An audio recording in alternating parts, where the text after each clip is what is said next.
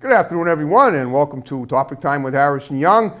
Boy, the humidity was pretty rough for a while. It seems to have changed a lot. It's a little less humid out. It's a beautiful afternoon out today, and I have an awesome guest in here today, a dancer. We'll get to her in a minute. Got to read these great underwriters, and then we'll proceed per usual. So we got Anthony Cycles in Bridgewater. We got Smoke and Ashes Tobacco Shops in Whitman, South Weymouth, Hanson, Abington, and Pembroke. We got the Whitman Abington News corporate office. There's the number. We got Vape Solutions in East Bridgewater. We got Lynch's Towing, Auto, Cycle, and Truck Center in Brockton. One number for towing, one number for projects. We got Comfort Upholstery in East Bridgewater. We got Auto Town Auto Glass Installed Auto Body Repair in in Abington. We got Britain Tire Service in Brockton. We got John's Greenhouses and Flora Shop in Brockton. We got Eli's Auto Repair in Taunton. We got Middleborough Barbering in Middleborough.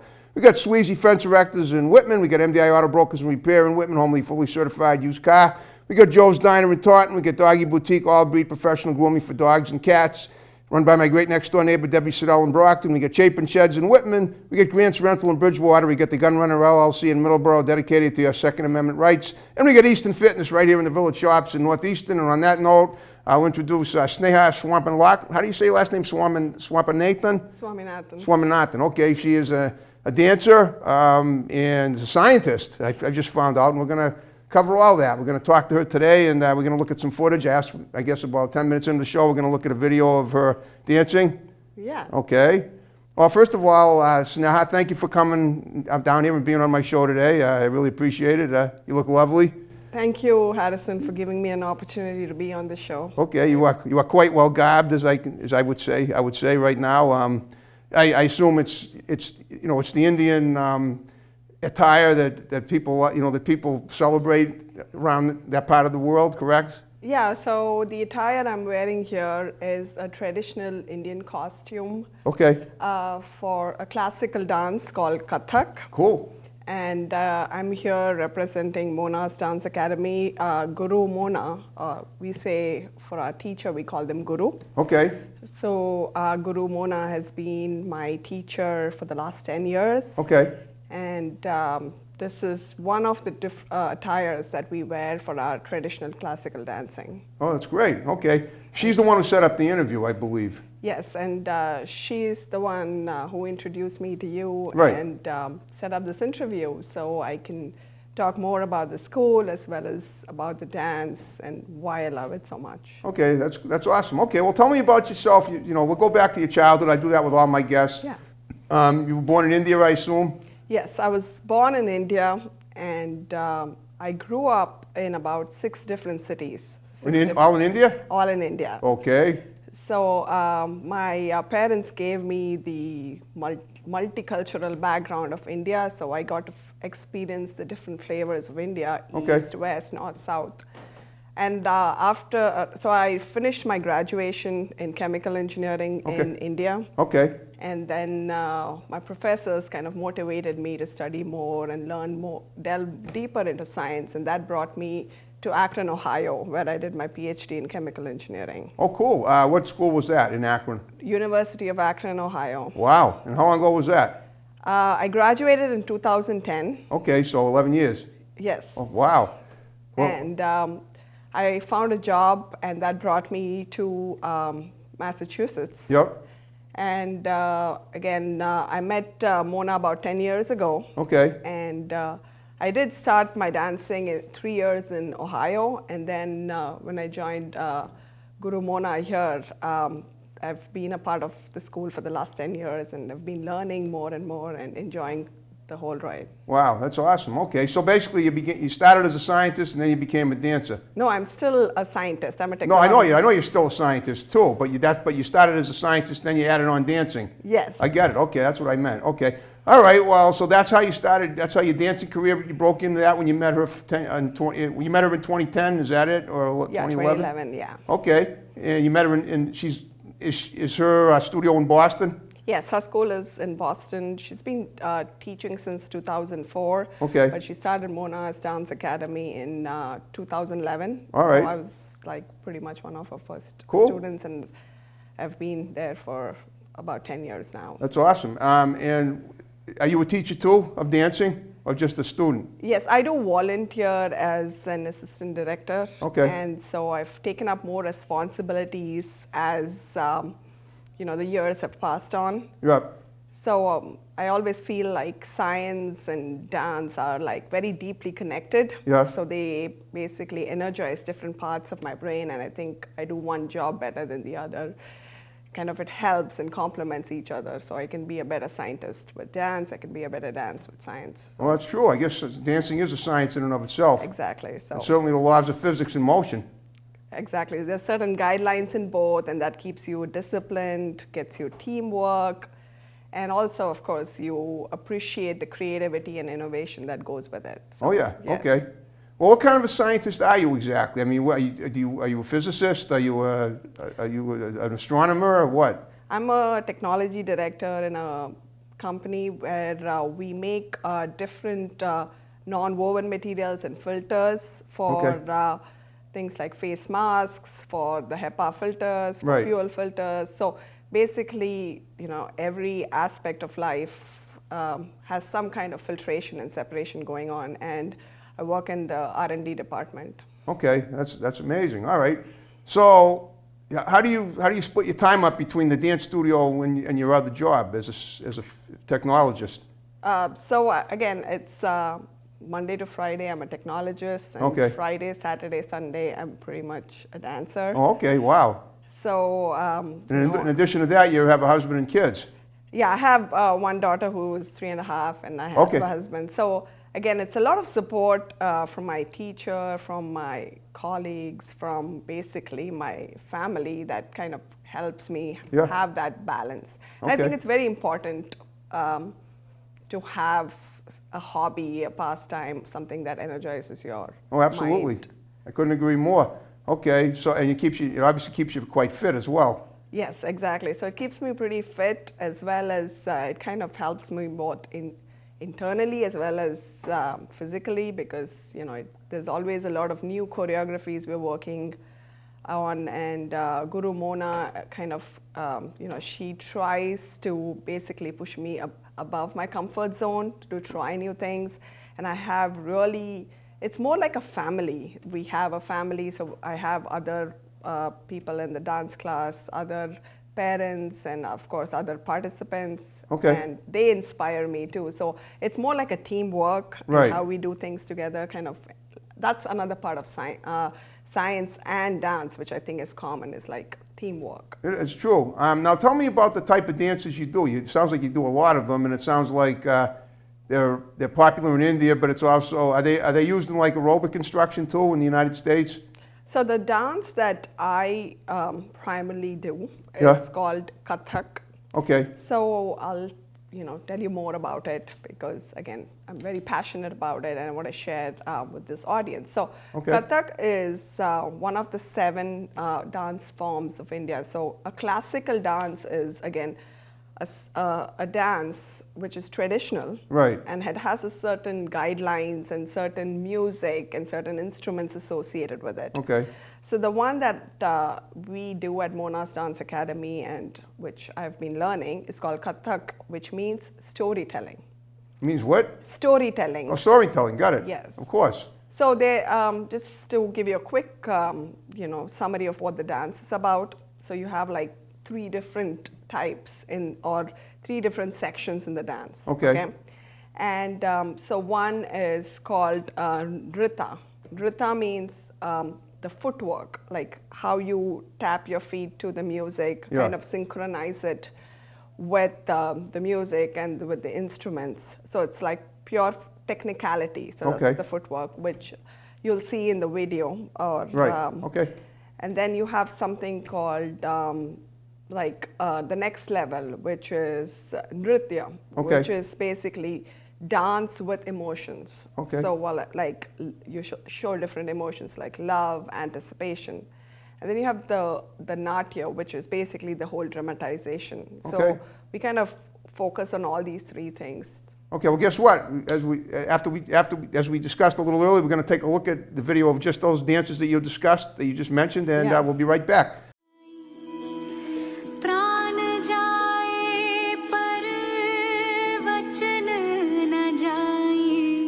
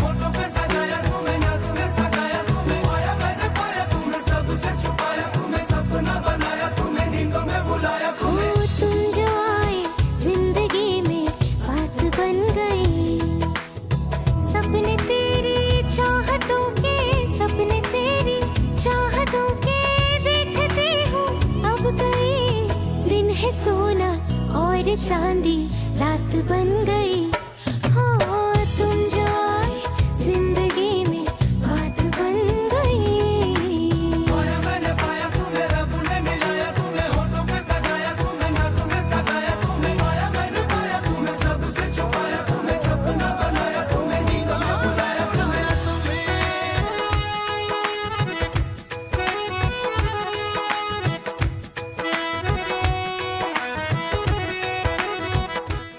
That was great. Tell me about them. You were just discussing the dances, and now we just watched it. Yes, so that's so as you would have observed that when the dancers are dancing, they have these bells, Yep. which are called ghungroos. Okay. And these basically are recreate that sound or recreate that melody that you hear while played by the different instruments. Okay. And how you match your beat with the song or with the composition is the skill or the art of dancing. Right. And again, just like science, it has its guidelines and technicalities, and how you create the patterns is what the innovation is all about. Okay, that's awesome. Now tell me about the instruments.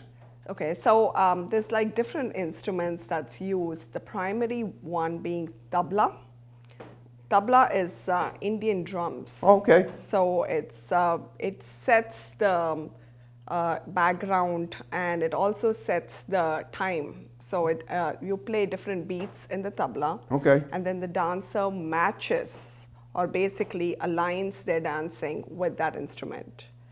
And then you have other melody instruments like it's called harmonium, which is like a piano. Yep. And then you also have other like the sitar, which Yep. is again similar, is a string instrument. So again, in a live Kathak show, you would have a singer, you would have a vocalist, I would say, and you would have the different instruments playing with you, and the dancer kind of matches, and it's like a speech Yeah. in music and dance. Okay, I get it. So you may send it a message, basically. Yeah. I got it. Or telling a story.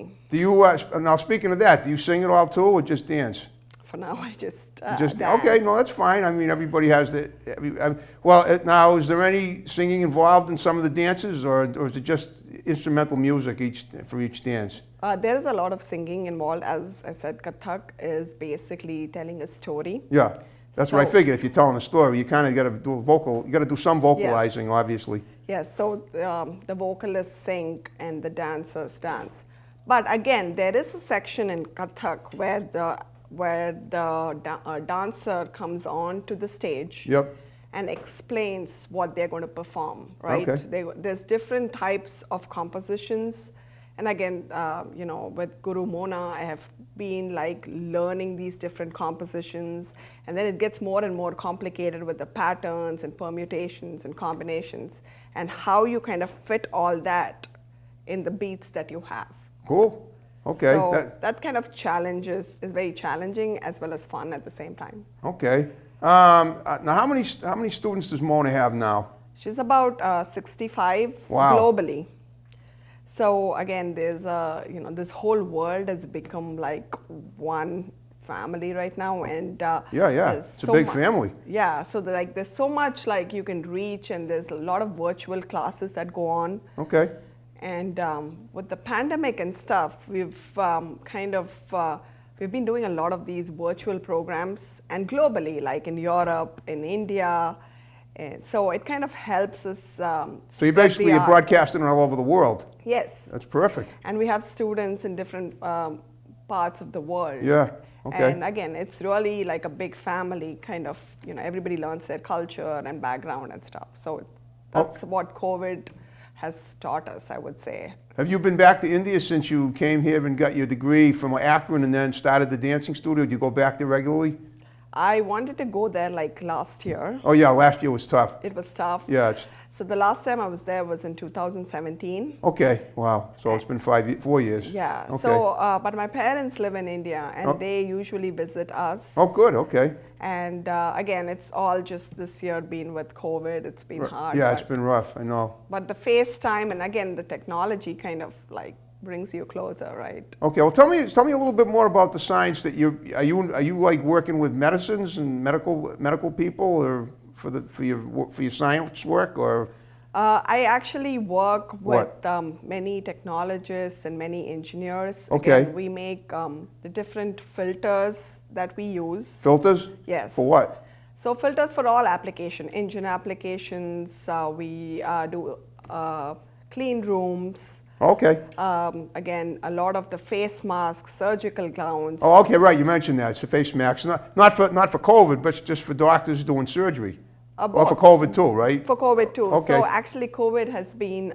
If anything, you're probably making more masks now. Yeah, COVID has been a very busy time for course. us. But again, it really feels good to do something which kind of helps the population and kind Of course, yeah. it brings us closer, right? And I do feel like all the new innovation that we do, either in science or dance, it kind of makes me very happy. Of course, you're great at what you do. Yeah. So I mean, I don't know about that, but I try to be great in whatever I do. Well, I mean, you're a big cog in a machine here, and it's, you know what I mean. Like you're helping a lot of people. That's important. Yes, and I do enjoy my work, and like I said, dance. I always feel like, you know, scientists or technologists, you know, when they have a creative passion, whether it's singing, dancing, that kind of helps you do your current job better. So I always feel it kind of gives you a very positive outlook. Right. I mean, it's a release, Yeah. obviously. Yeah, Yeah. I get it. So how do you recruit new people in the? I mean, now, are all the students from I mean, I'm just wondering, do you have any American students, or I'm just tell me about the makeup of the students at the school. Mostly Indian, but there are probably other you know, just Americans too, or It's it's open to the public, I assume, right? Yeah, it's primarily Indian students, but again, these Indian students have been brought up with different backgrounds. Right. So also we have some students from Europe. Yep. We had some students who wanted to try from the US also. Of course. So we have European, we have people way back in India also learning from Guru Mona, even though she is here, but again, it's all virtual.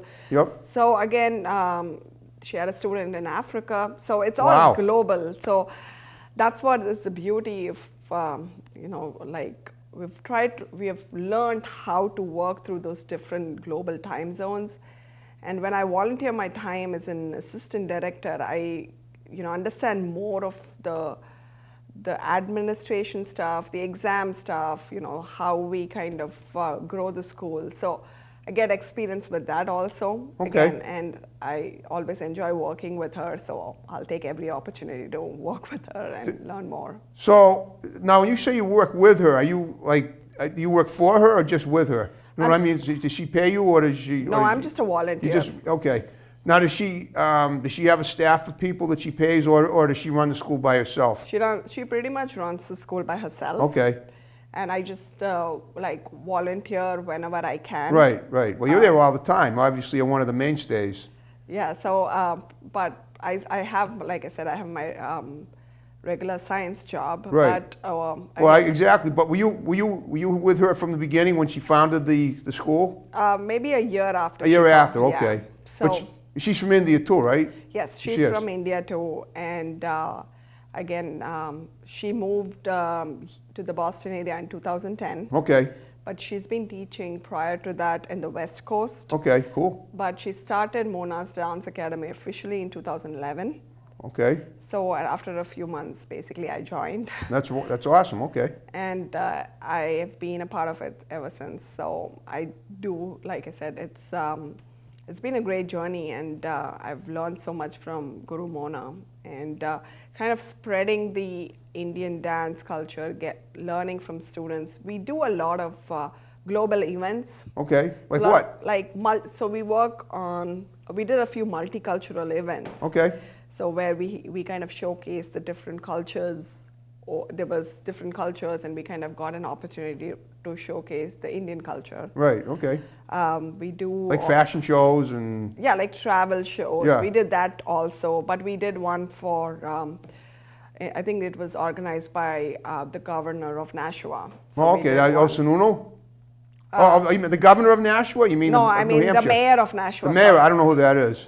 Mayor of Nashua, and so we did one with the mayor of. He had organized one, so it was good to see different cultures, and we got an opportunity to present, the Kathak form of dance. Again, if you look at it, it has a lot of synergy with. Have you heard of flamenco? Yeah, it's a Mexican dance. Exactly. Right, So, okay. So if you see Kathak, it has a lot of similarities with flamenco. Flamenco, okay. The long skirts and with the different movements, and also with ballet, because we don't do pirouettes, but we do something called chakkars, Okay. which is the different circles, or we go. But it's pirouettes are on pretty much on one leg or one feet. Wow. But we have different types of pirouettes. So we have a 1-step one, we have 3-step one, 5-step, 8-step. Wow. So, and they basically, you do multiple pirouettes and then you come back to your central axis and then you maintain the balance. Okay, I couldn't do any of them. I mean, like I said, it takes a lot of It takes a lot of practice, and you have to. Yeah, But you have to be agile and nimble. I'm neither. I'm in good shape, but I'm not that nimble. But again, I mean, if you try, you can do it too. So Well, maybe I will try it. yeah, so so again, a lot of similarities with that, and also tap dancing. Yeah. So, Tap dancing too. Do you have like the clickers on the shoes? So we don't have clickers, right? So we have the ghungroos. Oh, okay. That's like castanets, except Yeah. Indian, right? Yeah, so so the ghungroos and so it's basically, you just imagine all of them together. Right. Okay. And also, of course, with the different, whatever our ancestors have taught us, right? The different epics in India, the different styles in India. Right, All okay. that has a lot of influence. So this is like an outfit I'm wearing. This is one type of an outfit. Yeah, looks And great. the other one is a long skirt. Okay. So again, there's a lot of variation and color to it. Okay. Well, guess what? We're under 5 minutes. Okay. So what I want you to do in the time remaining is I ask all my my current guests to do is look at the camera and give shouts out to people that are going to see the show, because a lot of them are going to see it. Okay. And then we'll wrap the show up. Just condense them. You can talk, your husband, your child, your daughter, and your friends, and Mona, of course, and then that's it. And we'll wrap it up. Well, thank you, Harrison, for Thank the you. opportunity, and I'm very happy to have met you. And again, thank you, Guru Mona, for all the support and for teaching me and giving me an opportunity to grow myself. My parents, my husband, my daughter. Again, thanks for supporting me. Thanks for encouraging my passion. My colleagues at work for making work fun for me. All my friends also. I hope you all watch this show and keep watching all the shows actually. Absolutely. With Topic Time with Harrison Young. So keep watching, and I hope you all have a great year. All right, thank you. Now, before we wrap it up, I just want to say to you too, like I do all my guests, if you had a good time with me, then spread the word about Topic Time to your friends, and I'd love to get more, have them text me, and we'll get them on the show. I get a lot of my guests to word of mouth. Definitely, and I also want to compliment you on, encouraging talent and giving people an opportunity to express themselves and kind of giving them the platform. recognition. So I want to. Well, thank you very much. So thank Sneha, you. that's awesome. I really appreciate that. It's very sweet of you to say. It means a lot. So It does, and I know, and it means a lot for me to hear you say that. A great testimonial right here on my show. You can't ask for better than that. and you have always appreciated and encouraged upcoming local artists, which Absolutely. I think is not only very local, but important. everywhere, but local, of course, local. Yeah, local and international and global. But I just want to highlight that you make this a lot more fun and Well, I less try. stressful. So All right, well, compliments to you. great job, Sneha. Are you ready to wrap the show up the way we began it? Yes, With my let's music. do the Okay, folks, music. thanks for watching another great episode of Topic Time. More to follow. See you next time. Have a good one.